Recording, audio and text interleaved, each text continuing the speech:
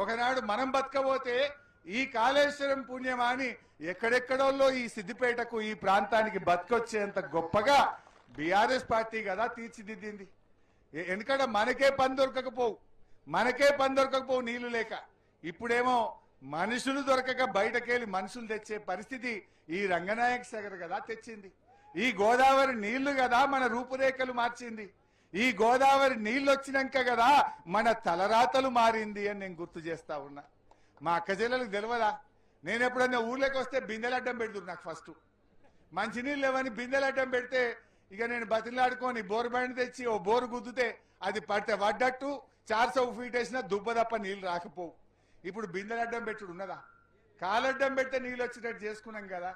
గా నీళ్ళ కరువు లేకుండా చేసుకున్నాం కదా. కానీ ఇలా రేవంత్ రెడ్డి వచ్చినాక మళ్ళా పాత రోజులు తెస్తున్నాడు. పాత రోజులు తెస్తా, ఇందిరమ్మ రోజులు తెస్తా అంటే గివ్యా మళ్ళా కరెంటు కోతలు, మళ్ళా నీళ్ల కోతలు, మళ్ళా బిందెలు అడ్డం పెట్టుడు, మళ్ళా ఎరువులబ్బు తిప్పలు, గీ గోసలు అవి నువ్వు తెచ్చేది. ఇవాళ దయచేసి ఆలోచన చేయండి.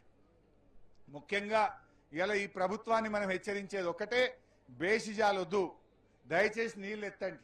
ఏం కాదు, ఏదో భద్రాచలం కొట్టుకపోతుందని తిక్క మాటలు మాట్లాడకు. ఇప్పటికే రాముల వారు నీ మీద కోపంగా ఉన్నాడు.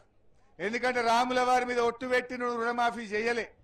నువ్వు ఎట్లా ఓడిపోతావని మళ్ళా రాముల వారి మీద ఒట్టు పెట్టి 117 గెలుస్తాను బొంకుడు మాటలు మాట్లాడినావు. ఇప్పుడేమో కాళేశ్వరం మోటార్ వస్తావే అంటే రాముల వారి గుడి కొట్టుకపోతుందని అన్ని అబద్ధ ఫాల్తు మాటలు మాట్లాడుతున్నావు. 29 లక్షల క్యూసెక్కుల వరద వస్తే కూడా రాముల వారి గుడి భద్రంగానే ఉన్నది. అన్నారం సుందిల్లా 2 కలిపితే కూడా 1,00,000 క్యూసెక్కులు దాటది. 1,00,000 క్యూసెక్కుల వరద ఎక్కడా? 29 లక్షల క్యూసెక్కులు ఎక్కడా? 2021 సంవత్సరంలో 29 లక్షల క్యూసెక్కులు వచ్చినా రాముల వారు భద్రంగానే ఉన్నాడు. ఇప్పుడు ఇది కొట్టుకపోతుంది 1,00,000 క్యూసెక్కులే అయినా కూడా రాముల వారికి ఏం కాదు. కేవలం కేసీఆర్ కు పేరు వస్తుంది, బీఆర్ఎస్ కు పేరు వస్తుంది. ఇంతకాలం నువ్వు అబద్ధమాన్యమని నీ దొంగ మాటలని ప్రజలకు అర్థమవుతుందనే నువ్వు మోటార్లు ఎత్తుతలేవు బిడ్డా. ఇప్పుడు అన్ని అర్థమైంది. నువ్వు ఒత్తినా దొంగవే, నువ్వు ఒత్తకపోయినా దొంగవే. నువ్వు ఒత్తితే నీ దొంగతనం అట్లా బయటపడుతుంది. ఒత్తకపోతే చంద్రబాబుకు కిందికి జారిడిసినావు బిడ్డ. కావాలనే ఒత్తుతలేవనే ముచ్చట కూడా మా రైతులకు అర్థమైంది కనుకనే ఇలా అంతగిరి పోషమ్మ తల్లికెళ్ళి రంగనాయక స్వామి గుడి దాకా నడుచుకుంటూ వచ్చారు మా వాళ్ళు.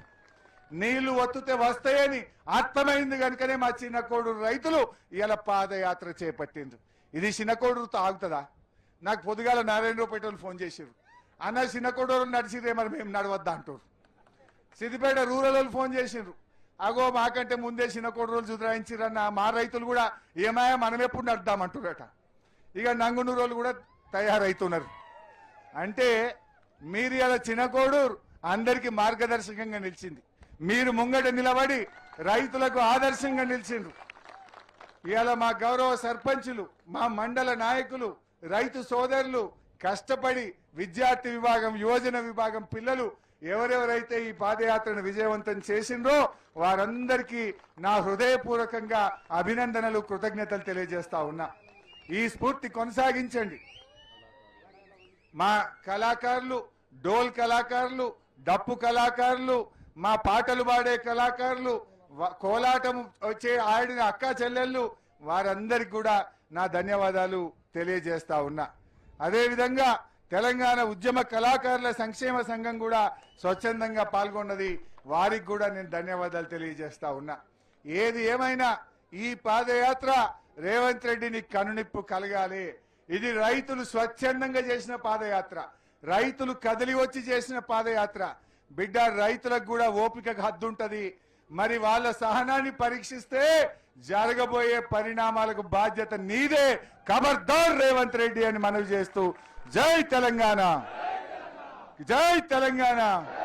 కాళేశ్వరం మోటార్లను వెంటనే ఆన్ చేయాలి. కాళేశ్వరం మోటార్లను వెంటనే, కాళేశ్వరం మోటార్లను వెంటనే.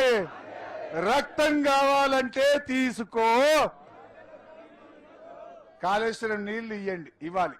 రక్తం కావాలంటే తీసుకో, రక్తం కావాలంటే తీసుకో, రక్తం కావాలంటే తీసుకో. కాళేశ్వరం నీళ్ళు ఇవ్వు, కాళేశ్వరం నీళ్ళు ఇవ్వు, కాళేశ్వరం నీళ్ళు ఇవ్వు. ఈ రక్తం ముచ్చట ఎందుకు వచ్చిందో తెలుసు కదా మీకు. మొన్న మోటార్లు వస్తావా రేవంత్ రెడ్డి అని నేనన్నా. ఎవరో విలేకరు అడిగిండు, అరే నువ్వు కరువు వచ్చింది, మంచినీళ్లు లేవు, మరి ఏం చేస్తావు, పంటలు ఎట్లా కాపాడుతావు అంటే హరీష్ రావును కేటీఆర్ను కోసి వాళ్ళ రక్తాన్ని పంటల మీద చిల్లుతాడట, అప్పుడు పంటలు పండుతాయట. ముఖ్యమంత్రికి అట్లా మాట్లాడొచ్చునా? మమ్మల్ని కోసి రక్తం చిమ్మితే పంటలు పండుతాయట.